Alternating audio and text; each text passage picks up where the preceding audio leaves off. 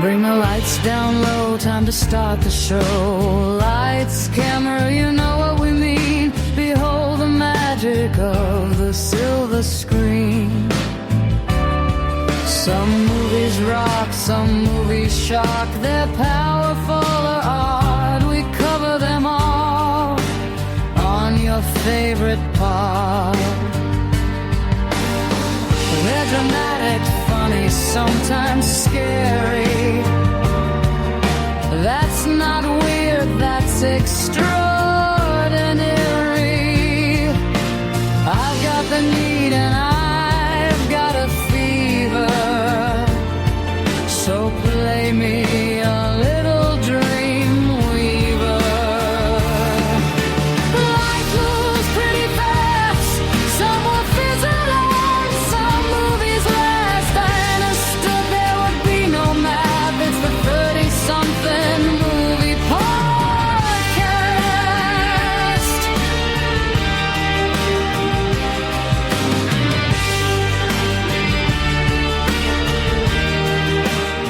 Why, hello there, folks. It's the 30-something movie podcast. I am your host, John Reed, and we are here. We had For Kids Month last month, and I'm coming in pretty cheery right now, as if it's still Kids Month, but I'm going to stop cold in my tracks and tell you this is not For Kids Month. So stow away your children. And I mean, we try to keep things family friendly on here when we talk about the movies, but the subject matter of the movies this month may or may not, and it may be not for kids. Oh, it is going to be May. Oh, no. No. These are for April. It's going to be May. No. No. No? No. It's unequivocal, it sounds like. Okay. All right. Bo says no. Bo says no. So apparently this is never going to become the 30-something singing podcast, is what you're saying? Yes. Or just the John is never allowed to sing podcast. Oh, no, I won't sing either. Oh, okay. Pat has already sung a few times, so. True. Yeah, but it's not any good, so no one wants it. We play it at least once or twice an episode. It's immortalized in the Dreamweaver. Yeah, but that doesn't mean that it's good. Pat, eventually, if you just do it over and over again, it doesn't have to be good.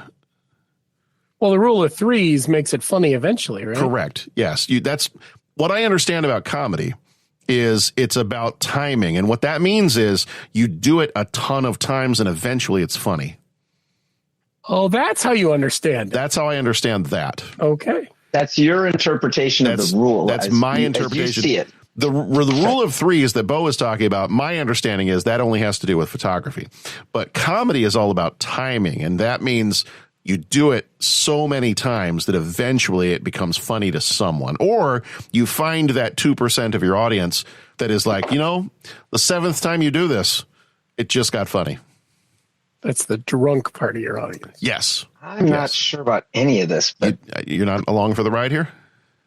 I'm along for the ride. I'm just not sure about any of it. You're just an uneasy passenger in the backseat. Yes. Okay. All right. Well, my two uneasy passengers with me here this evening and this month are Bo Warmbold and Pat Canagallo. Bo, how are you doing? I am well, John. How do you find yourself on this lovely evening? I rarely do. If I had one, I'd get lost in my own museum, is what I'm saying. There you go. Yeah. Well, okay. He'd blend in. With any luck, he's already got the grail. He knows multiple languages. He blend in, disappear. With any luck, he's already got the grail. Excuse me, does anyone here speak ancient Greek? Maybe even ancient Greek? Marcus Brody. No, ma'am, I would not like a drink of water. Fish make love in it. Wow, there we go. Marcus Brody, sir. Speaking of, I don't know. Pat, how are you? I'm doing well. Good. I'm not sure about that transition, but I'm well. I don't. If there's one thing we don't do well on the 30-something movie podcast, it's transition from one topic to the next. No. Our transitions are like an awkward junior high dance. Ooh. Yeah. I Don't know about that either. Yeah. I don't know about much. That's okay. I don't think you have to. All right. You know what you like, Pat. I know what I like. You know what you like. And that's the most important thing. The question we're going to have to answer tonight is, did we like the movie that we're about to talk about? So we're going to dive into that here in just a second. Spoiler alert, we spoil freely as we talk. So if you hear us mention a movie and you're like, I haven't seen it, don't want to hear about it, hit that little skip button once or twice and we should be moved on to our next topic. But also make sure you visit our website, 30podcast.com. That has all of our episodes. We're up to, I don't even know, like 600 and something at this point, and couple few here and there. Yeah. If you listened to an episode a day, you'd almost get through 2 years. Oh wow! Which is frightening, because if you listen to us that much, right, you need to seek help. Right. I mean, that's right. The visual equivalent I get is that scene from A Clockwork Orange where they've tied him to the chair and they've pried his eyelids open. Yeah, that would be the only reason someone would do like this that. for 2 years straight. So maybe don't do that, but it's good advice. It's solid advice. We're nothing if not good advisors. You should be turning us off right now. That's probably true. Whatever. For your own mental health. For your own mental health. Don't take any financial or legal advice from us. Preach. Yeah, that's about all I got. I mean, how many more warnings do we need to do? I did the spoiler alert. Are we now adding a warning that like this is entertainment and we're not legally responsible for, anything that befalls you by listening to us yahoos for an hour and a half at a time? Well, our lawyers would tell us to do that. We have lawyers? Well, we're supposed to tell people we do because okay. They need to think we do so that like if you had a log, not that you think I said not I that did, you think I said I did, but the way you would think that Can't see the line, can you, Russ? No, you can't, Dad. No, you can't. Yeah. If the 30-something lines in this movie either. No, not really. I don't even remember what I was about to say now. Well, that was bound to happen. And hey, guess what our movie's called? Oh boy. Ladies and gentlemen, he's here for 2 years if you let him. Awkward junior high dance transitions. Yeah. Yes, our movie is called Bound this time around. So we can dive on into this. I think, this being the first episode of the Definitely Not for Kids month, we did just want to make sure that we warn you one more time. We always try to stay family friendly in our discussions so that you can listen to this at your leisure. However, the subject matter of some of the movies that we're covering this month are a bit more adult in nature. So just be aware of that as you are choosing to listen to this episode. Just be aware. So we're gonna keep it as clean as possible, but this is basically the kids bop version of some R-rated movies. Okay. I don't know what that means, but I was just gonna say I don't either. I don't think we're meant to, Bo. It's one of the great mysteries of the universe. I think I'm down then. Yeah, you ride the wave and you just do what you can do. But this is the first episode of the month, and so every time we start off a new month, we hop in the DeLorean that we don't own, but we like to pretend we do, and we fire up those time circuits, we throw some bananas in the Mr. Fusion, and we head back in time, and this time we're going to head back to April of 1996. When this baby hits 88 miles per hour, you're going to see some serious...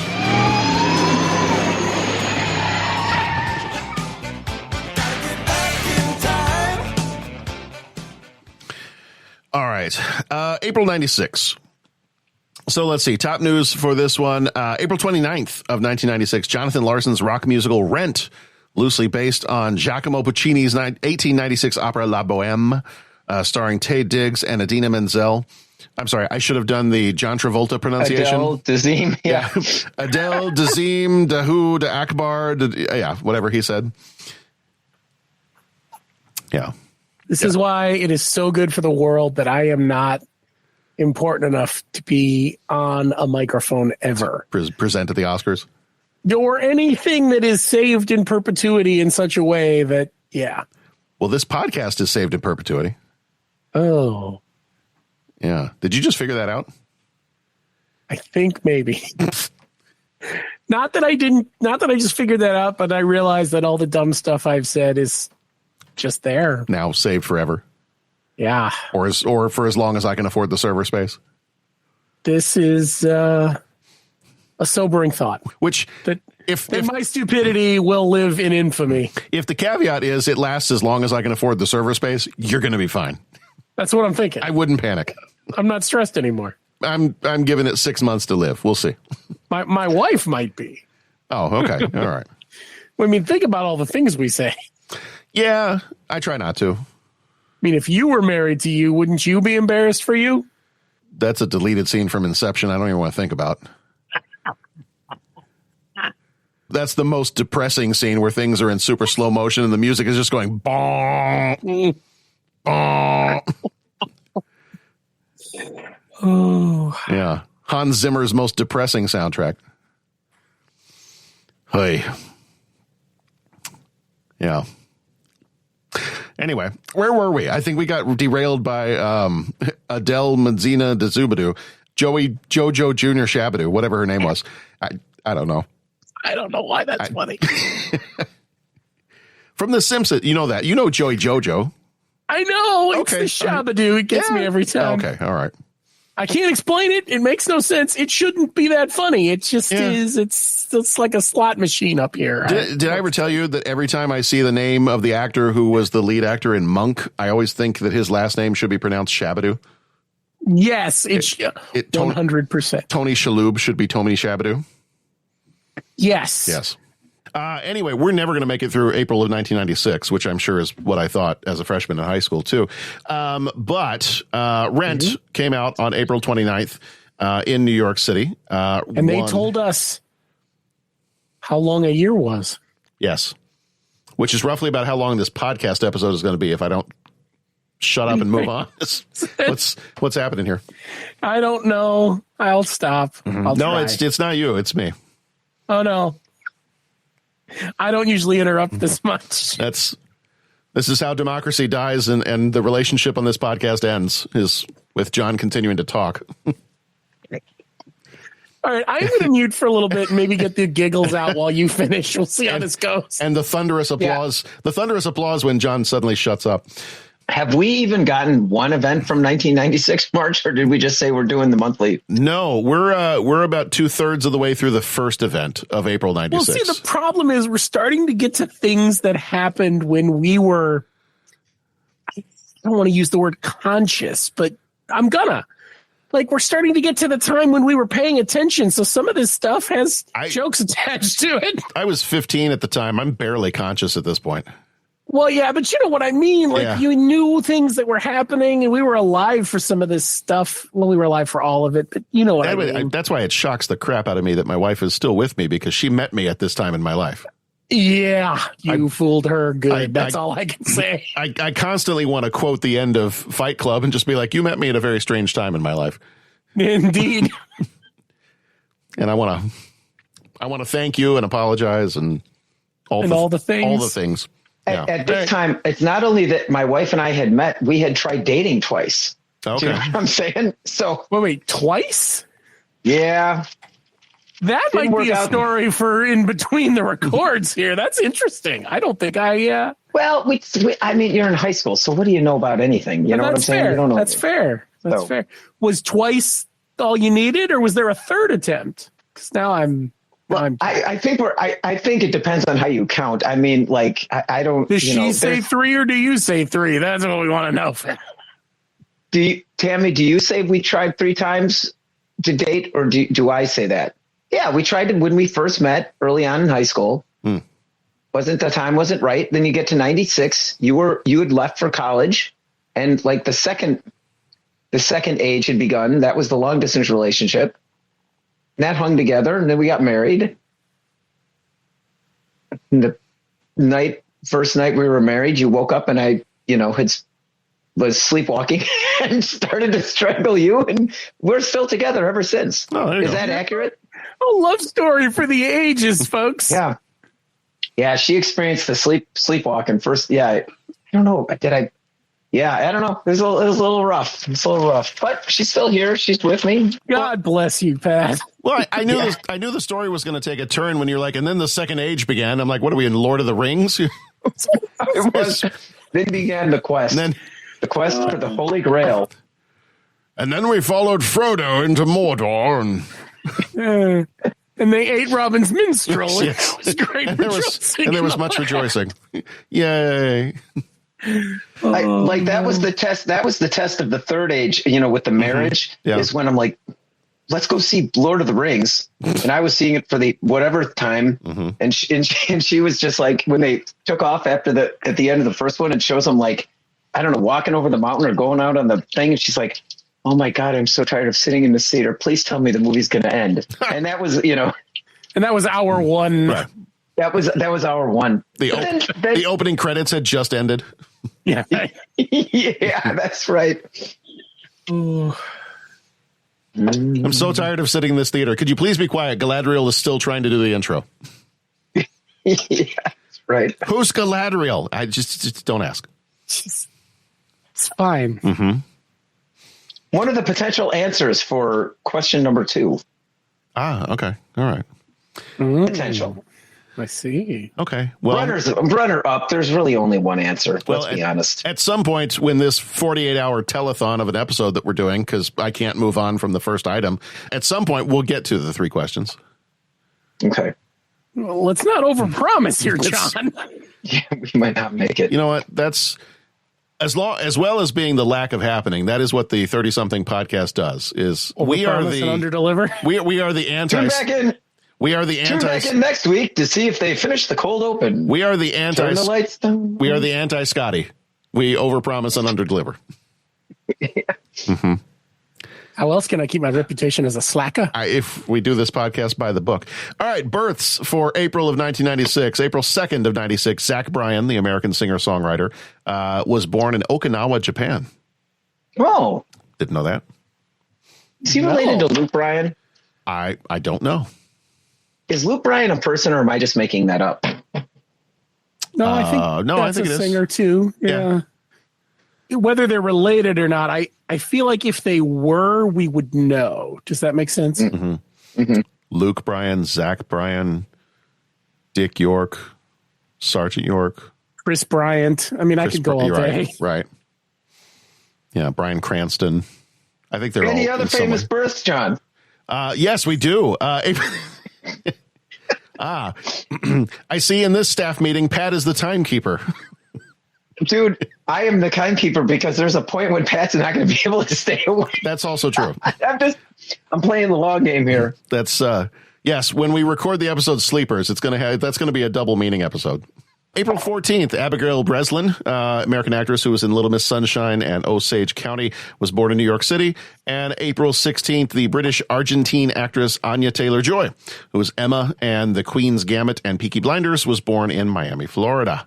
Top sports, on April 20th, the Chicago Bulls win a record 72 games in a season. Wow. Believe I watched that game as well. Top books were Primary Colors and Moonlight Becomes You by Mary Higgins Clark. Top movies were Primal Fear and The Quest. And top song was Because You Loved Me by Celine Dion. All right. Our movie this time around, the trivia section of this, our trivia pursuits. Bound came out on October 4th, 1996, had limited theatrical release in the United States, rated R for very obvious reasons once we get into the story. It is a crime thriller with a runtime of 1 hour, 49 minutes, directed by the Wachowskis, who will become known for the Matrix trilogy. Actually, the Matrix, we'll call it the Matrix series, more than a trilogy now. Matrix series, Cloud Atlas, what else? They did V for Vendetta, I believe. Yep. Also known for writing V for Vendetta, Cloud Atlas, Matrix movies. Producers were Andrew Lazar, who did American Sniper and Get Smart, Stuart Boros, who did The Astronaut's Wife and Down in the Valley, Richard G. Wright, who did Candyman, Farewell to the Flesh, and Judgment Night. Composer was Don Davis, who did The Matrix and Jurassic Park 3. Cinematographer is Bill Pope, who did Spider-Man 2, Scott Pilgrim vs. the World. Editor is Zach Steinberg, who did The Matrix and Speed Racer. Production company is Dino De Laurentiis Company. Budget was an estimated $4.5 million with a box office of $7 million. Jennifer Tilly plays Violet. She was in Bride of Chucky and Bullets Over Broadway.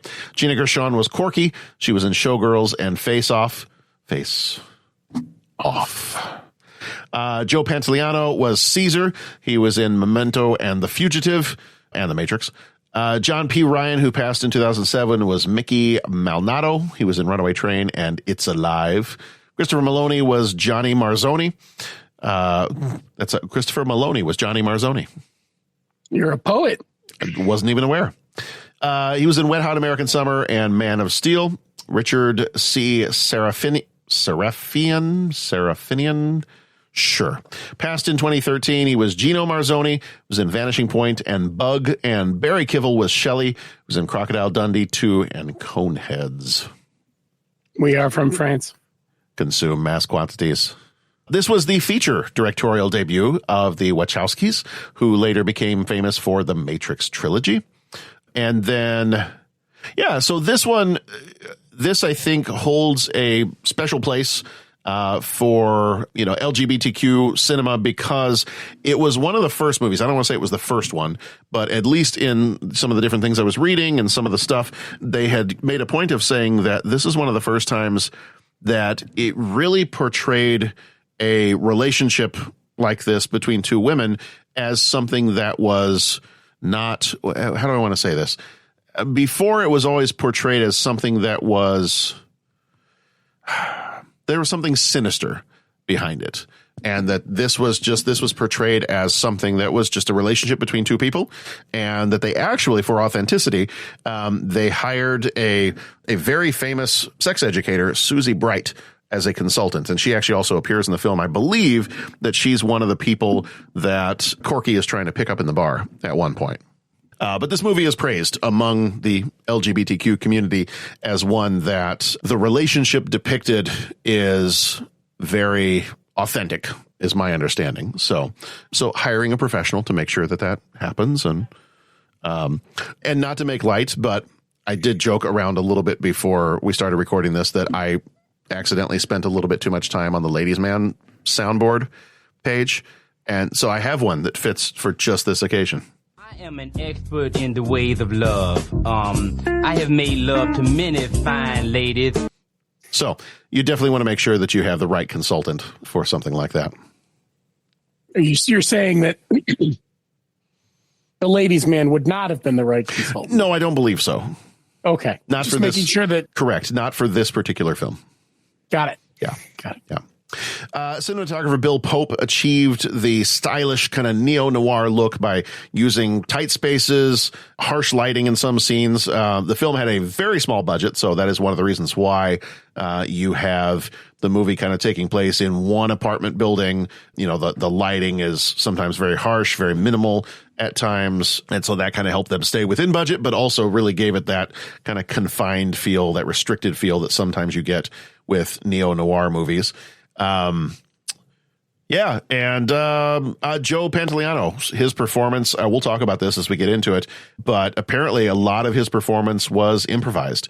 That as you go through, especially as we get to the end of the movie and they're trying to, figure out the entire plot and the scheme, and he starts to kind of unravel, and people have been killed and they're trying to scheme to get out of this situation. And there's double crosses, and the double crosses have double crosses, and that apparently a lot of that was improvised, and they just kind of let him roll. So that's cool. I can definitely see why the Wachowskis would have wanted to work with him again on The Matrix. Yeah. And it's interesting because it's, I don't know, like improvising comedy, I could see, but where he's improvising, well, I guess, I don't know. I just find that fascinating because you have such, like you said, all the double crosses and all the changes in plot. And there was stuff that I'm looking forward to hearing the 10 moments, major moments, because there's some stuff I'm like, okay, what happened here? How did that happen? So to go improvising within that construct, yeah, I mean, with a lot of moving pieces, and that's, I don't know, to my, not that I act, but that to me would take some, You'd have to have some game to be able to do that, I guess is what I'm saying. Yeah. Pat, you are a character. Does that mean that you have character, but you are a character? Yes. Yes. Yes. All right, quick synopsis for this one, then we will dive into the 10 major moments, which is our way of kind of giving you a flyby of the plot, in case you haven't seen it or in case you haven't seen it in a while. So here is the synopsis. We'll play the trailer audio for you, and then we will be back after that with our major moments. In a world of mob money and dangerous secrets, Corky, a tough ex-con, meets Violet, the seductive girlfriend of volatile gangster Caesar. What begins as a passionate affair turns into a deadly plan to steal $2 million from the mob and frame Caesar for the crime. But with crime boss Mickey closing in, betrayal and survival become the ultimate gamble. For me, stealing's always been a lot like sex.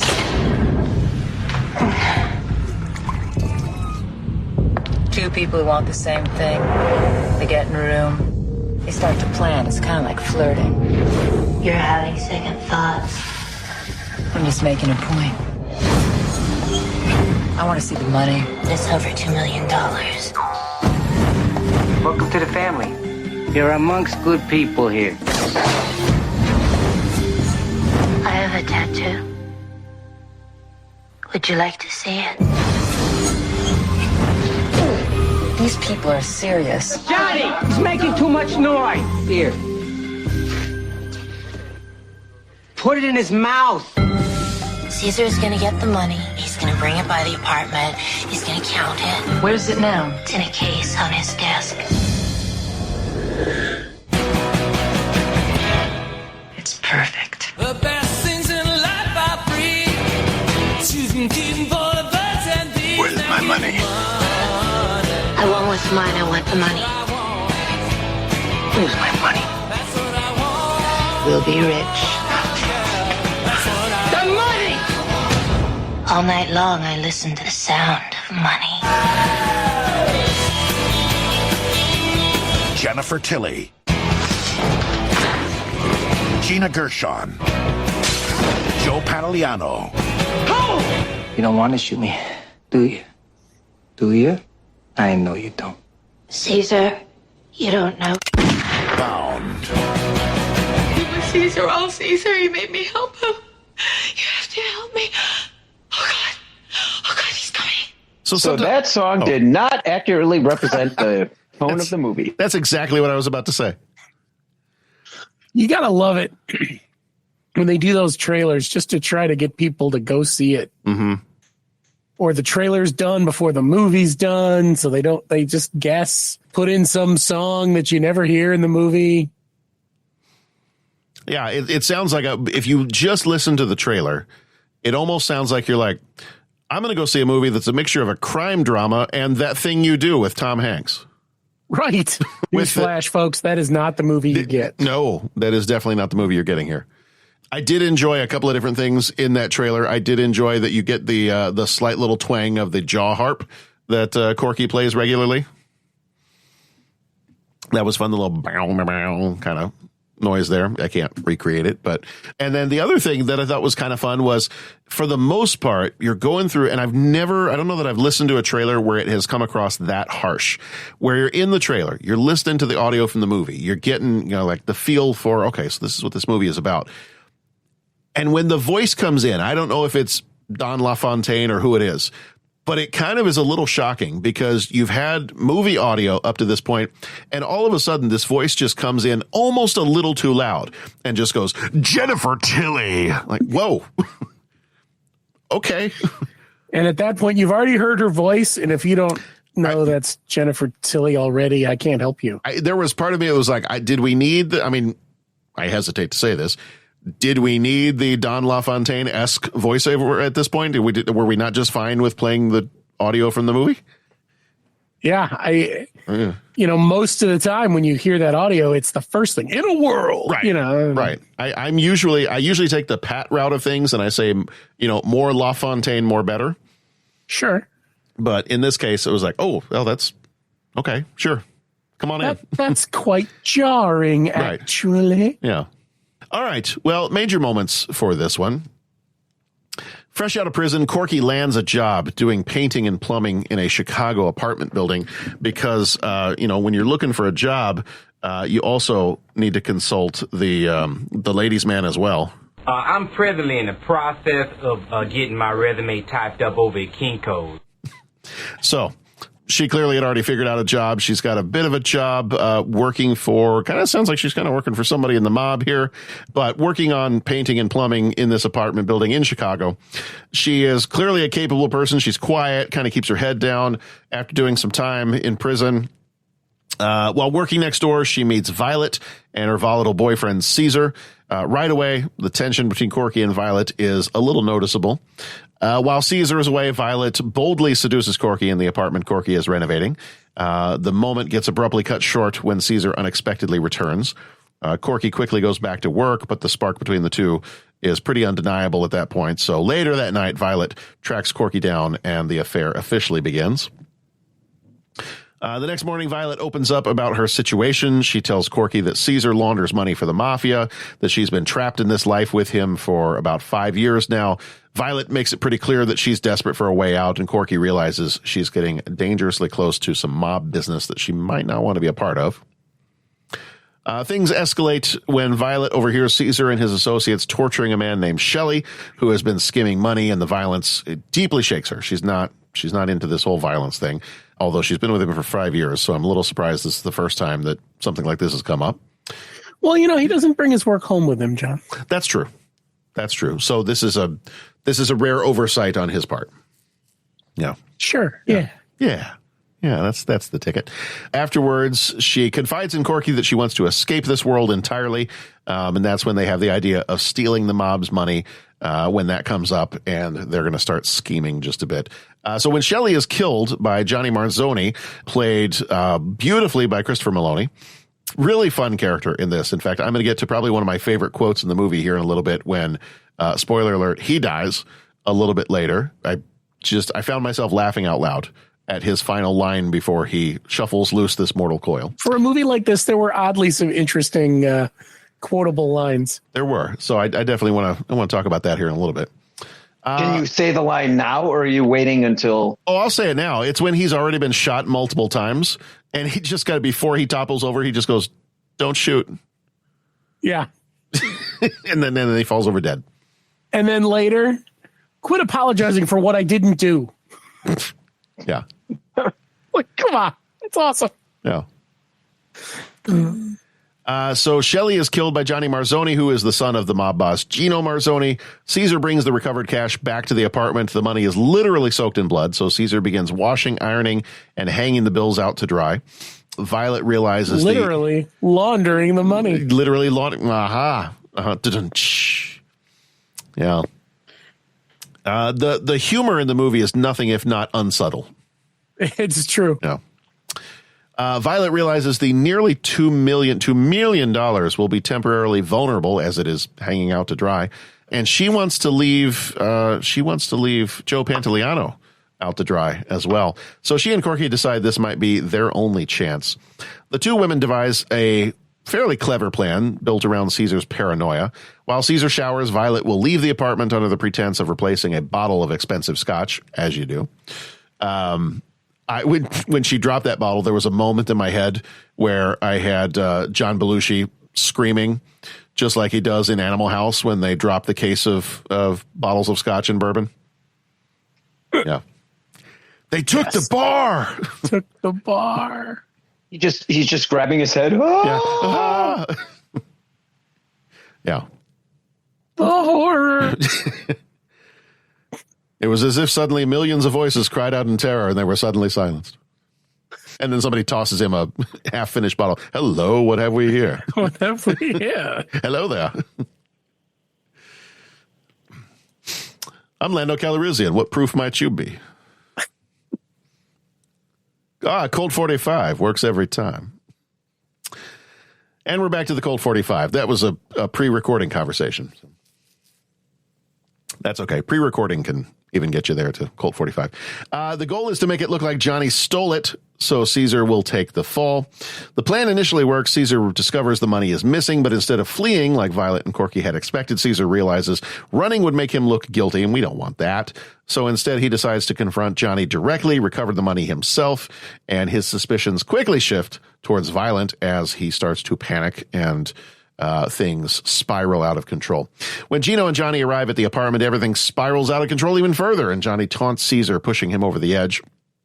In a shocking explosion of violence, Caesar shoots and kills Gino, Johnny, and Gino's bodyguard, and suddenly the situation goes from a clever heist to a full-blown mob catastrophe. Eventually, Caesar figures out that Corky and Violet stole the money. He captures them, ties them up, threatens brutal torture if they don't reveal where it is. Violet manages to stall him by orchestrating a fake phone call to trick mob associate Mickey. Meanwhile, Corky secretly holds the real leverage. She has the hidden cash. Corky tricks Caesar into going next door to retrieve the money. Violet escapes, alerts Mickey, shifting the blame onto Caesar. In the final confrontation, Violet holds Caesar at gunpoint, tells him Mickey is coming. When Caesar refuses to run, Violet shoots and kills him, freeing both herself and Corky from the mob world. And they ride off into the sunset with their money. And now, Deep Thoughts. I have an opinion on this matter. Don't mince words, Bones. What do you really think? I like it a lot. Wow. It's very deep. Thank you. All right. So is this the first time that we have seen this one? Indubitably. Okay. Yeah, first time for Pat. I'm going to admit, before putting together the list of movies for this year, I'm not even sure that I had heard of this one. Oh. So, yeah. Yeah, I mean, I'm not going to lie. The first note I have is, what is this? And there may have been some colorful metaphors tied to that. Mm-hmm. Yeah. Every once in a while, you're watching something and you don't know what you're watching. So I think part of and we've talked about this before, like the process that goes through picking movies for the podcast. And this was one that would not have hit the threshold for the original round, like the initial round of picking some movies. Because usually what I do as my first round is I go through and I look at, all right, what made over $10 million in the particular year? And that's when I kind of make my first list. And that probably comes up with about, I don't know, a little less than 100 movies at that point for us to kind of vote on and choose from. And then usually my second round is I start to go through and I try to look for, is there anything, even if it didn't make $10 million in the box office, is there anything unique or special about this? Are there any connections to other movies we know? Is this something that would be, is there like a particular subset of the population or a subculture that this is a big movie for? And I think this one, combination of, it has definitely become a cult film. It's a great example of a neo-noir movie. We've talked a little bit about those in the past. And I think because we all love The Matrix so much, and this is the first movie that the Wachowskis had directed, I was like, oh, okay, well, let's add it. I don't know if any of us will have seen it. Let's go ahead and add it to the list, and we'll talk about this one. So I believe I even read that at least the speculation at the studio level was that if they don't make this movie and do as well as they do making it, The Matrix might not have gotten made when it did. Oh, absolutely. This was sort of their audition tape, for lack of a better. Yeah. Dear God, I'm glad that The Matrix, I'm glad that they passed their audition. I can't imagine a world without The Matrix. It's funny. I was just going to say, and Pat without The Matrix is. That's like nightmare fuel for me. Yeah. So and Pat, you said this is the first time you'd seen this one too. First time I'd seen it. Okay. A buddy of mine used to talk about it all the time. Okay. When I was working, not when it came out. I'm trying to think. This came out the fall. Yeah, October of 96. Yeah. Yeah. So I was freshman year. Okay. And then I want to say, when did I start? When I was like office temp, where my dad worked at the time, Underwriters Laboratories. That wasn't until the summer. And because during the winter I came back, and that was when I got to test video games for Konami. But then that's rough life. But then that's, it was a tough job. Somebody's got to do it. Right. But no, that summer, then it would have been the summer of 97. I started working at the office, and the guy that was my supervisor was a real movie guy. In fact, I've tried to reach out to him a couple of times. I just love to talk to him again. But yeah, so I mean, I'm trying to think, he was probably 10, 12 years older than me. But yeah, he was, so we talk movies all the time, and he really helped kind of broaden my scope of movies that, I wouldn't otherwise see. And yeah, so we talk movies, big Star Wars fan, all that kind of stuff. But he talked about Bound a whole lot with some of the other guys in the office. And we never got much into the details, but I remember him talking about it, and I remember him, I think, liking the movie, but I can't remember exactly details of why he thought it was a great movie and all that, so on and so forth. But I remember hearing about it, and it at least came into my consciousness. And then I remember that it was for the time, a pretty rare adult encounter between the two leads, especially because it was presenting two gay characters. And yeah, so that's kind of the first I heard about it within the year of it coming out, but I think I tried watching it a few years back, but this is the first time I've seen it. Okay. Yeah, so definitely a first viewing for me. Like I said, I don't know that I'd heard of this one before putting it on the list, but as I started to read up more about it, I'm like, okay, well, this makes total sense as to why this would be one we'd need to check out, because we're going to be doing Matrix in 3 more years. Mm-hmm. Excellent. So it'll be interesting now to go back and watch Matrix again, having watched this movie and realizing this is the first movie that they had a chance to direct, and getting to see, like, there were plenty of times, I mean, I'm going to make a lot of Matrix connections here. There were plenty of times you'd see certain camera angles, certain shots. If we know nothing else from at least this movie and The Matrix, is the Wachowskis love their telephones. Really do. Mm-hmm. They love a good rotary phone, is what I'm saying. And using the ringing telephone as a sound effect. And I want to say that spoilers for Matrix, everybody. I'm going to count 30. But I want to say some of the lines that Joe Pantoliano had were similar to The Matrix. I mean, he was talking about a car accident, and there was one other that I'm like, oh my God, that's like a line right out of The Matrix. What would be fun is if you could somehow, I would have to go back and watch The Matrix and try to line it up. What would be fun is if you could go and say, what if Cypher, when he gets taken out of the Matrix, what if this was his life in the Matrix? Oh, there you go. That would be kind of fun. There'll be a fun little headcanon to put that in there. Now, granted, he's killed by the end of this, but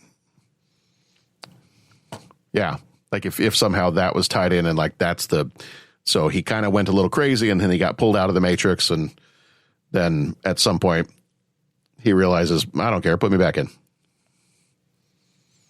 That could be kind of fun. I buy all of that. Mm-hmm. So a couple things real quick, because we started talking a little bit about this before we started recording, but I want to kind of jump into kind of this as a film noir example. So kind of at its core, Bound uses a lot of the classic bits and bobs of film noir. It is, if you're not as familiar, we've talked about film noir a little bit before on the podcast from time to time. But if you're not as familiar with it, basically what a film noir is a lot of times it can deal with, and this movie deals with things that would fall under a film noir umbrella: crime and stolen money, morally ambiguous schemes, paranoia, betrayal, kind of a confined, restrictive kind of a setting. So being set in like one enclosed space, one apartment building, something like that. Characters kind of trapped by their circumstances. But where this one kind of flips it a bit, where this one is kind of a fun, different take on it, is usually the character in a classic noir, the female character in particular, the femme fatale, as they are called, as the French call them. La femme usually is the one that is manipulating a man into committing a crime. But here, Violet is the one that is pulling Corky into this and starts that partnership with her. And that's the other bit of it too, is a lot of times the femme fatale in the noir movie is exploiting the man to commit the crime. And in this, it's less of an exploitation and more of a partnership. It's more of the two of them are clearly working together. And I don't know that I got a sense in this movie, maybe you guys had a different feeling. Did you ever have a sense in this movie that Violet was going to betray Corky? I didn't. No, I thought they were kind of together from the beginning. Okay. Because in a classic noir, that would be kind of a piece of it. Would be that you kind of expect there's going to be a betrayal in there somewhere. I don't think I did. But what about you, Bo? You know, it's funny. I didn't until you brought it up, and then I'm like, okay. I could see where there were a few moments where you thought maybe she would cave, not necessarily double cross her so much as just fall back into her pattern. Sure. You know? Yeah.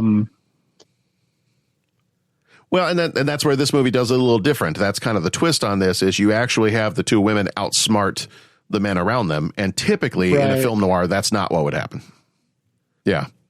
Visually, it definitely is a kind of a film noir, neo-noir, Neo Matrix. Anyway. Yeah. It's everywhere. Are you saying that I can use shadows and lighting to convey feeling? I'm saying when the time comes, you won't have to. There's a lot of shadows, a lot of very sometimes harsh lines in the lighting, almost like you're looking through. I feel like sometimes you have lighting where you're like looking through a set of blinds or something like that. Cramped spaces, the camera moves kind of slowly and it builds up the tension. Color is used strategically, strategery. Thank you. You're welcome. I knew I had to throw that in. President Bush, can you use one word to describe how color is used in the movie Bound? Strategery. And where was the $2 million kept? Vice President Gore? A lockbox. Lockbox. Full of paint. Right. You made okay. You made I'm going to stop you right there, because what you just did is you made Al Gore sound like Forrest Gump. I know. It's in a lockbox full of paint. My mama always said, life is like a paint from Home Depot. So I know she was painting and doing plumbing work, but the problem with white paint in a bucket is it also looks like cement. Yes. So when she first puts the money in the bucket, I was like, is she casing it in cement? That's a bad choice. But then the bucket gets poured out, and then you realize, then I realized what was happening. But yeah, it was an interesting head fake for just in my own head. I was like, oh, well, that's not what I thought was happening. Yeah. So it kind of, what is interesting is, in terms of the female characters too, like the way this kind of turns the noir a bit on its head, is the femme fatale in the noir usually just uses kind of her feminine wiles to get what she wants. Whereas you've got somebody like Corky, who she's a pretty competent, handy person. Like she'd be just fine on her own. She doesn't need anybody. She's fine on her own. She's working in the one apartment, working on the painting and the plumbing. And then when Violet calls her over to get that earring, she's gone from the one apartment working on the plumbing to working on Violet's plumbing. And, she's a very capable person, which is something that you typically might not necessarily get out of a noir film. So there are some fun things where they kind of, flip some of this stuff on its head a bit. And we mentioned a little bit too, is that it's kind of, what do I want to say? Deviously funny. We already mentioned a couple of the lines. Like I said, my favorite one is when Johnny gets gunned down, and at this point he probably should already be dead, but before he topples over, he just kind of like looks straight ahead and just says, "Don't shoot. Don't shoot." Yeah. Foreshadowing the actor's future career as Detective Elliot Stabler. Correct. What was it kind of reminded me, the way he delivered that line kind of reminded me of Gene Wilder and Willy Wonka. No, wait, stop. Wait. Murder. Yeah. I can see why Joe Pantoliano was hired again to work with them in The Matrix. His performance is awesome. Like him, the entire second half of the movie, where it's basically just him unraveling. Yeah. He's, as soon as that money disappears, he's paranoid, he's loud, he's erratic, he's terrifying at times. He's, you're just kind of watching him psychologically collapse in the second half of this movie. And that's what's building up a lot of the suspense in the second half of this movie too, is they are keeping that camera on him a lot. And so you almost, in a way, as I'm watching this movie, I spend a lot of my time in that second half being really concerned for Violet and feeling like, I think because the camera stays so close in on Caesar as he's melting down, I think you as the audience are meant to feel very threatened by his presence and his psychoticness, as if she is trapped and now you are trapped too in this very suspenseful, very tense, very panic-filled room. Yeah. But it's a great performance, that entire last half of the movie, just as and to hear that he improvised a lot of it is outstanding. Yeah. Yeah. I kind of want to go back and watch it now. Yeah. Not watch it, but watch it again to really process what I was seeing. To continue from some of the parts where you paused? Yeah. I can neither confirm nor deny. To rewatch certain segments that may have piqued your interest. But anyways, plowing ahead here, I don't know. I mean, it's just kind of a fun movie to watch. I mean, it's kind of what you see is what you get.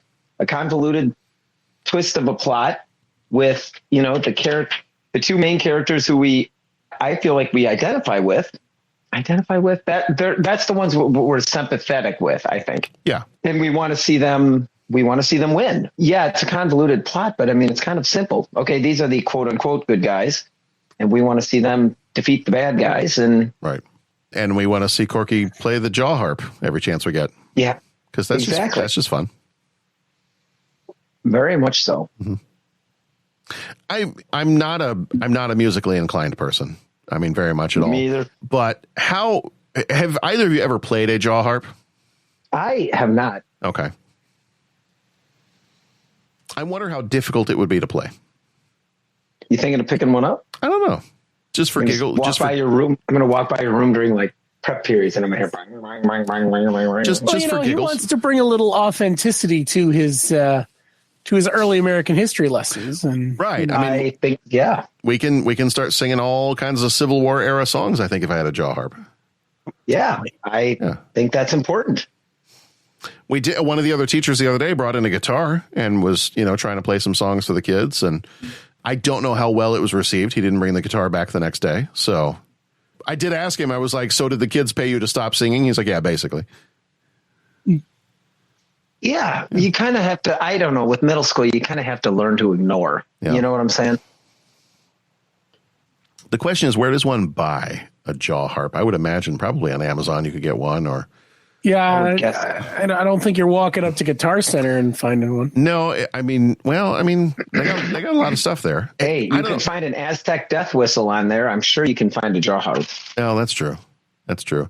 The jaw harp kind of to me looks like the story about the Aztec death whistle. No, you can honestly buy an Aztec death whistle on Amazon. And we know this how? Well, last year we played a song that called for Aztec death whistle.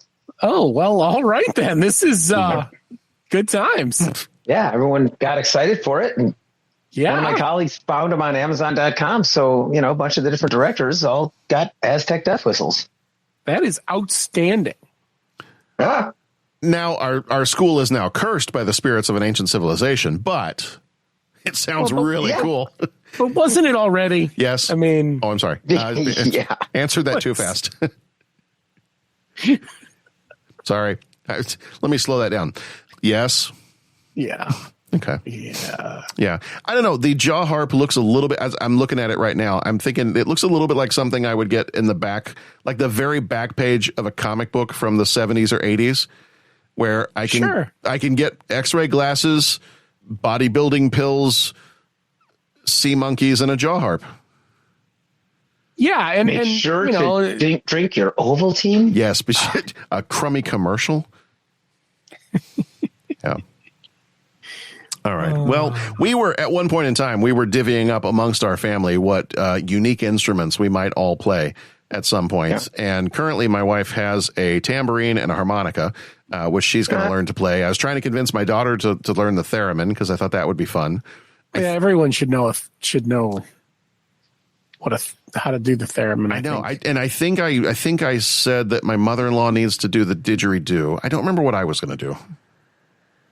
I think the jaw harp might be mine if I hadn't already thought of something. Yeah, I mean, okay. All right. All of this is good. The options are possibly endless. Yeah. All right. Well, before we dive into our 3 questions, anything else we want to say about Bound? I think the last thing I want to say about it is, for a directorial debut, it is remarkably professionally made. Like, this does not look like somebody's first movie. No, and it was efficient too. They shot it in 38 days. Yeah. That's just unheard of. Yeah. No wonder they got a movie deal. Let's give these folks a trilogy. Yeah. All right. In that case, it is time for 3 questions. He asks each traveler 5 questions. 3 questions. 3 questions. It's impossible to answer. Impossible because you don't know the answer. Nobody could answer that question. I want to ask you a bunch of questions. I want to have them answered immediately. What you just said is one of the most insanely idiotic things I have ever heard. At no point in your rambling, incoherent response were you even close to anything that could be considered a rational thought. Everyone in this room is now dumber for having listened to it. I award you no points, and may God have mercy on your soul. You know what? I got to go back for just a second, because one thing I wanted to do a few times as we've been going through some of the movies in the last several weeks or so is thinking about because I have this dream that I'll win the lottery that I never play, and that I will buy the little abandoned theater that is in Libertyville and turn it back into a theater and run fun movies there. So that's the dream. And as part of the dream, if I were to take a movie like this, what would I pair this with if I was going to do a double feature? And play this with something else at my little dream movie theater. And so I was thinking through some ones that would be obvious pairings, or, maybe a little more off the wall pairings, or a little bit more unique pairings. So I have a few that I'm going to throw out for this one. So if you have not seen this movie before, if you're listening to this, you haven't seen this before, there might be some other movies that I mentioned here. Maybe you've seen them. Maybe you want to see both of them. But here are some pairings I think that could work if you were going to do a double feature with Bound. The neo-noir pairing I'm going to go for with this one is, have you guys ever seen the movie Blood Simple from 1984? Doesn't ring a bell. Okay. So in this one, the plot basically follows a Texas bartender who's having an affair with his boss's wife. And then when the boss figures it out, he hires a PI to kill the couple. Where I pair this with Bound is it's a movie with a fairly small budget. It's a fairly simple crime plot that really spirals into chaos, kind of like this one does. A lot of the characters are kind of trapped in this feeling of paranoia, bad decisions, stuff like that.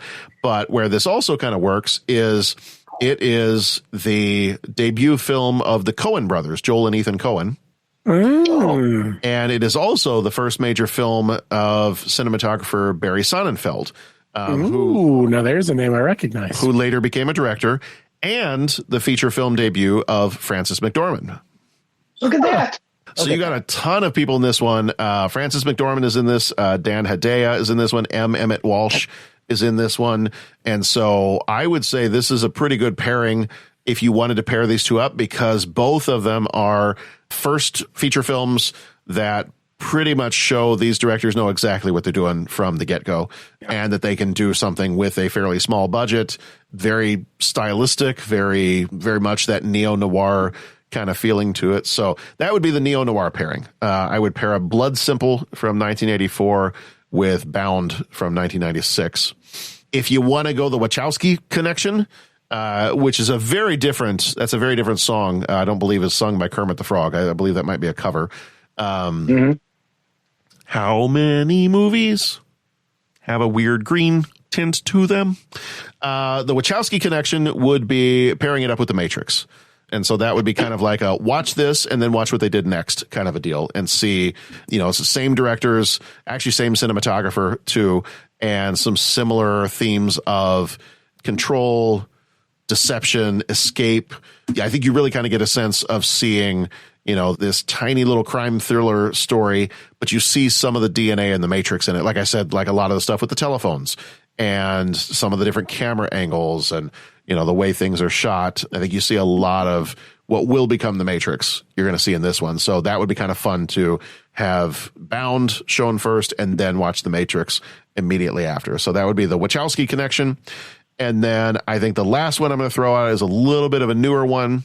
It is a very stylistically neo-noir mood of a movie. There are bursts of violence just like you get in this movie, characters trying to escape the criminal world. I'm going to pair this up with Drive from 2011. Have you guys seen that one? Yep. Yeah. I really enjoy that movie too. So I would pair it up with that one and say that I think would be another good one to go with that. I think of the three, the one I probably, if I was running a movie theater and I was doing a double feature here, I would pair it up probably Bound and Blood Simple. And I have not seen, I've seen Blood Simple, but it's been a very long time. So I actually want to, now that I've been reading up on that, I want to maybe go back and rewatch that at some point. But yeah, first movie by the Coen brothers, first movie for Frances McDormand, first for Barry Sonnenfeld, like a first for a ton of people. And I believe, I was reading somewhere, there is a director's cut. So I don't know which one I've seen because I just said here that they released a director's cut in 2001. I watched it after 2001. So I don't know if I've seen the director's cut or the theatrical one. So I'd have to go back and figure that out. But yeah, that's what I would pair it up with. Nice. All right. So our 3 questions for Bound. 3 questions. We usually try to do 3 questions that are somewhat maybe indirectly related to the movie in some way. Sometimes there's a food question that pops up here and there. Question number 1 for Bound is, what is your favorite Joe Pantoliano role? I was surprised at how few of these I had seen. Because for someone who I think is kind of that guy, yeah, I have not seen as much of his stuff as I thought. He was good in The Fugitive and in U.S. Marshals, that same character. But yeah, I was kind of surprised at how little of his stuff I'd seen. And then some where I was like, God, he was in that? Because he sort of disappears into the role. You don't really think about him in some of them. Yeah. So I think the only one that I really grabbed onto was The Fugitive. Okay. I like him in The Fugitive. I mean, I think that's the most likable character of all the movies he's done that I've seen. So part of me wants to daily double and say the same thing. But then part of me feels like I should just, with everything he brought to one of my favorite movies, The Matrix, I feel like I'm compelled to mention that one. So I'm kind of torn. Do I do the daily double with both, or do I mention The Matrix and get something different on the leaderboard? I don't know. I don't know what the answer is. I'll say The Matrix. That way we have a split. Okay. We're talking about different stuff. There we go. Yeah. That didn't take that much deliberation. Yeah. So, yeah, going back and looking through his list, I mean, it's kind of fun. There's a few on here that we've covered, and a few of these that we've covered, I look back and I go, wait a minute, he was in that? Right. Yeah, I noticed he's in a couple of the Bad Boys movies as Captain Howard, so he must be their captain, but I wouldn't have... And we wouldn't have said that. I think we just did one of the Bad Boys movies not that long ago. I'm like, he was the captain. Now that I read it, I'm like, yeah, sure, but had nothing. Right. Yeah. I would have said The Matrix. I would have said I really like his character. I just like newspaper reporters. But I like his character in the much maligned Ben Affleck Daredevil movie. He plays the newspaper reporter in that one, kind of the dogged reporter that's after the story kind of a deal. I like him in that one. Looking through the list again one more time, there's part of me that I might say this one. Like I might say this is now my favorite portrayal of his. Yeah. Because he's kind of a force of nature in the back half of this movie. Mm-hmm. So I might have to lean towards this one because you get kind of the sinister nature of him and the betrayal of him as Cypher in the Matrix, but for sheer screen time, you get so much more of that in this movie. So I'm kind of thinking like all the things I enjoy about him in some of his other movies, just volume wise, you get a lot more of it in this one. So I'm actually think I'm going to vote for this one as my favorite now. Mm-hmm. There we go. All right. Question number 2. What home repair are you definitely not handling yourself? Plumbing. Okay. Water no, it's just not good. No. Okay. Toilet, none of that. None of it. Yeah. If done wrong, then you end up with a flooded basement. Yes. Yeah. The correct answer is yes, with no elaboration. Yeah. In combination with that, electrical. I'm not sure I'm touching anything electrical. Oh, see, and some of it because of what I do at work, but right. Swap an outlet, swap a switch, change a socket, whatever. Okay. Yeah. See, well, maybe feel more comfortable. Yeah, maybe I'm thinking more advanced. Maybe I'm thinking more advanced, like because that kind of stuff. Yeah, I'm totally fine with that. But yeah, if it's more, for example, I live in a very old house. At some point, we have to kind of redo the wiring in this entire house. Right. I've also looked at how much that costs. Yes. On that note, we do have a Patreon for the 30-something movie. Help John avoid a house fire is what I'm saying. Yeah, I think I'm not good at plumbing. Frankly, let's just do this. When it comes to home repairs, let's just say I'm not good at. Yes. And I'll leave the blank there. And then whoever wants to can just fill it with whatever home repair thing they want to fill it with. And I'm not good at it. I am in the case of the episode of the Cosby Show where Claire continually tries to tell Cliff, just call somebody. Mm-hmm. Just call somebody. Don't even try it. Just call somebody. That, I think, is the exact same scenario that would be happening in my house. Now, there are other people in my house that are handy with things. My son can fix things. My wife is actually pretty good at fixing things. Everybody else in the house is good at fixing. Well, I don't want to say everybody. My son and my wife are good at fixing things. Nora and I, let's say we bring our wit and humor to the situation, but handiness maybe not quite as much. Now, that's not to say Nora couldn't fix things, but it has not been something we've seen in action, so I can't speak to it. But we have seen me in action trying to fix things, and we shy away from that. That's good. Knowing your limitations is important. Yes. My lovely wife just texted and said, but you do have other qualities. There are other qualities. I have a unique sense of skill that makes me very dangerous to the person in your line of work. Mm-hmm. I will find you. I have a particular set of skills that makes me a nightmare for people like you. I will find you. I will do voices at you. It might kill you. The you in this is a chef, right? And your certain set of skills is your ability to consume. Yes. I have a particular set of skills that makes me a nightmare for people like you. Sir, this is an all-you-can-eat Chinese buffet. I know. That's what I'm saying. That's my particular set of skills that makes me a nightmare for people like you. It's the all-you-can-eat aspect. Yes. There's a John Panette thing in there somewhere I'm not going to do, but... Yeah, solo affumato. There we go. I actually taught the kids to say that when they were little. It was ridiculously cute. Back when you could get them to do anything by Correct. Yeah. Little spongy mockingbirds is what they were. Yep. Mm-hmm. Even the stuff you didn't want them to repeat around grandma. Right.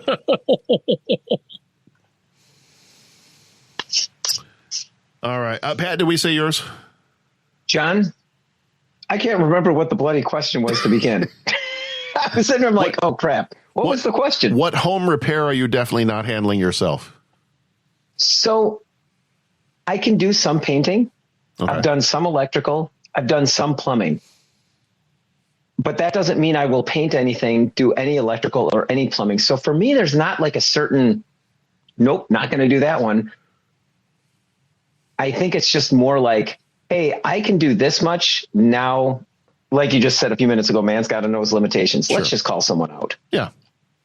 And I'm getting better about knowing my limits and just saying, it's not even worth, I don't even have the 24 hours to stress over it. Right. So as to whether I should be able to do that or not. So for me, it's not a certain category. It's just the level. Sure. It's the sentiment we can paraphrase Mr. Miyagi. If done right, no can let John do. Yeah. If once done right, no can let John do. All right. Question number 3. Jennifer Tilly has a very distinct voice, to say the least. Which actress has the best speaking voice in Hollywood? This sparked a large conversation in my house. Oh, okay. Really? Well, we couldn't decide what best meant. Oh, sure. Which one do you like best, maybe? And that was where we went. We're like, okay, is best distinctive? Not necessarily. Is it? Sure. You know, my version was, I'm looking for the female version of James Earl Jones or Morgan Freeman, right? Okay. Those voices that are almost calming in their tenor, right? Yeah. Mm-hmm. And so it sparked a very interesting conversation, and we came up with a few. Right. What you got? We ended up going down the Judi Dench, Helen Mirren road for a while. Yeah. Emma Thompson came up. Okay. So yeah, that's sort of where we went with it here. Yeah. All right. I know I had Pat at the outset. Pat let on that he had one he was thinking of. Oh, Is that when I mentioned Galadriel? Is that the one you were leaning towards? That's one of them. Okay. That's one of them. There's a clear winner. I mean, I will listen to Monica Bellucci recite the alphabet. I mean, and be enthralled. So, I mean, let's just say she makes my little heart go pitter pat. So, I mean, Dreamweaver.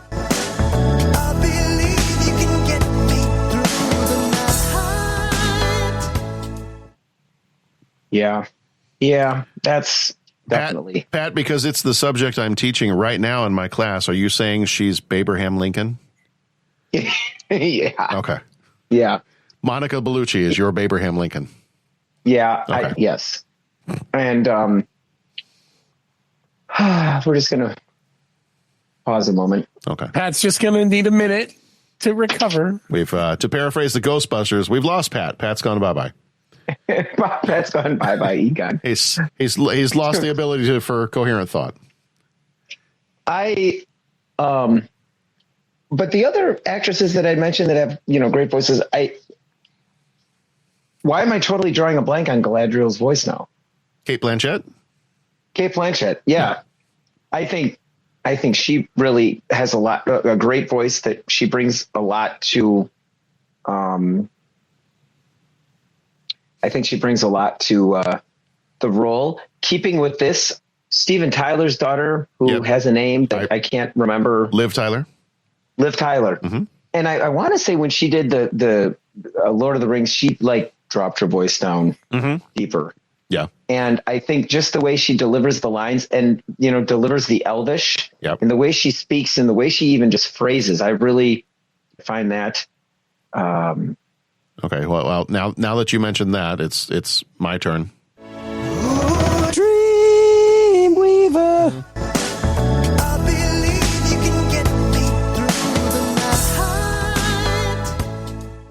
Okay, there we go. Continue. Proceed, sir.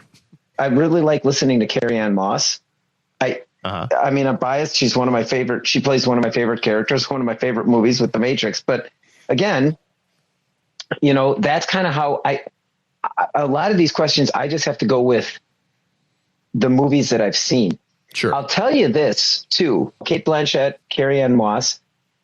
It's The Matrix Revolutions. It's the final, no, not Revolutions, Resurrections. Mm-hmm. The final Matrix. Who played, you guys that are quick with the Google machines, who played Bugs?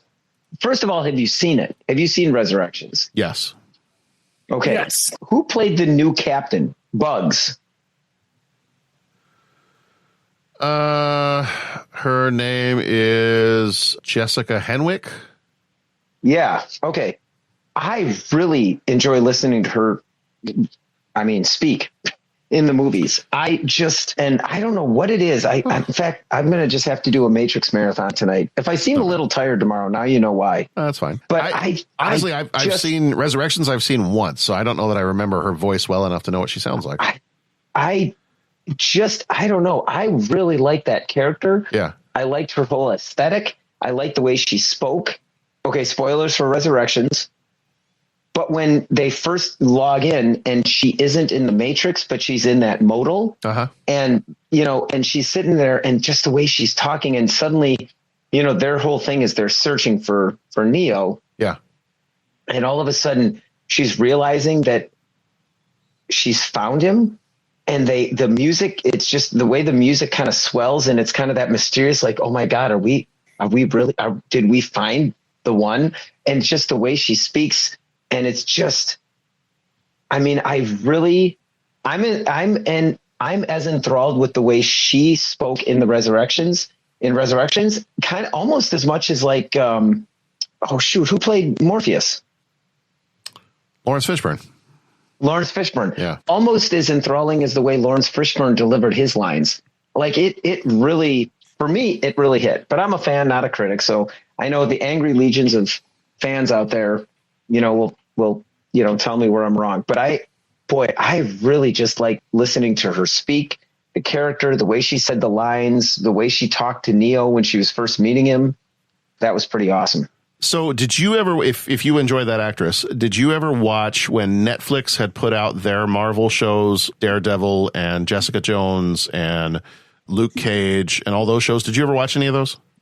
I have not. Okay. So she has a pretty sizable part. She is the Iron Fist show, which is kind of like the more martial arts heavy show of that entire little series. Okay. Iron Fist. It's a little bit, I think you'd like it because it's got a little bit of a feeling of like the Green Arrow, the Arrow show from the Arrowverse stuff. It's got that because it's got the main character was lost and presumed dead somewhere in Eastern lands and comes back and tries to, re-inherit his father's fortune, but comes back with the power and ability of the Iron Fist. And so there's a lot of martial arts connections. She plays the character that is kind of his love interest partner. Colleen Wing is her name in that show. Okay. And she shows up. She's in most of the episodes of the Iron Fist series. She's in, I think, an episode or two of the Luke Cage series. And then they had a short miniseries where all four of those heroes together teamed up and were called the Defenders. And she's in, I think, several episodes of that one. So that's probably the most she has ever played the same character. She's in a couple of other things, but she was in a lot of episodes of those shows. So she shows up quite a bit there. I was looking at her IMDb. She's also an X-Wing pilot in The Force Awakens. Okay. And she was in several episodes of Game of Thrones. Well, there you go. So I get around, get around, I get around. She's making around. So you got some stuff to watch if you're after your Matrix marathon is done. Yeah. With this one, I went maybe a slightly different route because, I was kind of thinking through like what are the actresses that tend to get hired the most for their voices. And like you mentioned, a Cate Blanchett, and I was thinking very distinctive voices. I mean, there's a reason why, Scarlett Johansson has a very distinctive voice. There's a reason why she was hired as Black Widow. There's a reason why she was hired as the voice of the AI in the movie Her with Joaquin Phoenix. There's a reason why ChatGPT, basically copied her voice and made that one of their voices for a while. So I think that's one. However, the one that I am going to throw in here is, and I was going to look up real fast, other things that she's been in. What I have seen her in most recently is she was in, if you watched The Penguin, so that was the HBO spinoff from the newest Batman movie. She was in The Penguin. She was in... Oh, let's see. The thing I remember for her from most was the TV series The Expanse. But I'm also trying to remember. She was in the movie House of Sand and Fog. What did she play in The Expanse? So in The Expanse, she was, what was her character's name? It was Christian Avasarala. Mm-hmm. Yeah. And I really apologize if I'm about to butcher her name, but Shoreh Aghdashloo. Yes, is her name. And she has that very, she's from Iran, and she has that very distinctive kind of Persian accent, but it's also a very, you talk about a James Earl Jones or a Morgan Freeman type voice. It's very low. For a woman's voice, it's very low. It's very gravelly. Yes. And it's just, when you hear her voice in a TV show, like there's very few other voices where I can go, that actress. Mm-hmm. But that one, anytime you hear her voice, and I'll throw a clip in here when I'm editing things after the fact, just in case somebody has not heard. But I feel like she would be the closest thing I could think of to a female equivalent of like a James Earl Jones type of a voice. Agreed. She's good. What was she in? Oh, I'm sorry, Bo. I'm cutting you off. No, go ahead. Go ahead. No, you first. I was just going to say, was she in 24 at all? I'm gonna show my ignorance and point out that I've never watched 24. Really? Yeah. Oh my goodness! I'll admit I didn't watch them all, but the first couple seasons were riveting. Yeah, my parents were obsessed with 24. Yes, she was. Her name was Dina Araz. Yeah, she was in I think the 7th season. Okay. Yeah, I think yes, I know the actress that you mean, and she's very good. But she's been in a lot of shows. There was a TV show I remember we watched in the like early 2000s or late 2000s called Flash Forward, where, you know, people got like the entire world got visions of what their life was going to be like in 6 months or a year or whatever. They got flashes of it. And then people were trying to figure out, well, how is it going to, what did I see? And how are we going to get to that point? And she was in that show. She was in Star Trek Beyond. Yeah, like I'm looking through here. I'm like, oh yeah, I've seen that show. I remember the episode that she's in there. Yes, I've seen that. Oddly enough, she was the voice of Gozer in Ghostbusters Afterlife, which that seems appropriate. Yeah. So you mentioned, even if you're not looking at the screen, you hear a voice and you recognize it. And it made me think of one that I'm embarrassed I didn't come up with on my own before. Mm-hmm. Natalie Portman. Oh, yeah. She does those perfume ads, and I don't remember for which company, and it doesn't really matter. Right. But when she started doing them, this was a few years ago now. Yeah. I wasn't even watching TV. It was a commercial. I was doing something else. But I heard the voice, and I look up, and I'm like, I think that's Natalie Portman. And sure enough, the next shot is of her. But the first couple shots, it was just a voiceover. And it's definitely a voice that, again, you mentioned low. She's got a lower register than some. And something about her, it's not even just the register, it's also the speech pattern. It's unique in some way. I can't really put my finger on it, but yeah. Yeah. All right. Is that our 3 questions? Did I get through all of them? I think I got through all of them. I think we did. I think we did. I was spending so much time trying to figure out, like, I know what home repairs I shouldn't do, but, you know, the voices and all that stuff. So Jennifer Tilly is funny too. If you ever catch any interviews, there was an interview I saw with, oh gosh, why am I blanking on Dennis Miller, interviewed her at one point, and it was to talk to her about doing the voice of Tiffany in not just the Bride of Chucky movie, but the TV show. And she talks about I think in the TV show, might have been the movie, but in the TV show, she has to go back and forth between playing the Tiffany character, which is the almost cartoonish doll, character that's married to Chucky. And then in the same movie, she also has to play herself, Jennifer Tilly, who has been possessed by Tiffany. Oh, jeez. And so she talks a little bit about having to go back and forth between like the cartoonish version of her voice and her actual voice, and then her actual voice as if it were possessed by the cartoonish version of her voice. Interesting. But yes, that's one of those Jennifer Tilly is one of those voices that as soon as you hear her, you're like, oh yeah, I know exactly who that is. Mm-hmm. Like immediately when her character is on Family Guy, that was one of the first times I was like, oh, I know who that is. Didn't even need to think about it. All right, folks, this has been Bound. This is our first movie of the definitely not for kids month. The rest of our movies this month. Next week, we're going to be talking about Sleepers, then The People versus Larry Flint, and Lone Star. And then our Patreon episode is Striptease, Barbed Wire, and The Stupids. It's the Razzies of 1996. There's a couple of movies in there that we might not necessarily cover right now because we might get to those later, or we're having trouble finding a copy of them. But definitely Striptease, Barbed Wire, and The Stupids we'll be talking about. And let's just say between those three, Little Sesame Street song, one of these things is not like the other. Yeah. You'll find out as we talk more about those. But yeah, in the meantime, we got all kinds of different places you can find our other episodes, 30podcast.com. There is a spot on there where you can go join us over on Patreon as well, get access to those bonus episodes, and then all kinds of other fun stuff going on over there. If you want more of us, if you want less of us, then I guess just stick to this main feed and play us at 2.5 speed. Yeah. Yeah. You want less of us, just stop listening. Well, there's that too. What we sound like at 2.5 speed. Oh, yeah. Well, here's a neo-noir is when you... Yeah. We sound like Mr. Hanky? It's a film school discussion between Mickey Mouse, Alvin the Chipmunk, and Mr. Hanky the Christmas Pooh. Having a film school style discussion. Hi, boys and girls. Monica Bellucci makes my little heart go pitter-patter.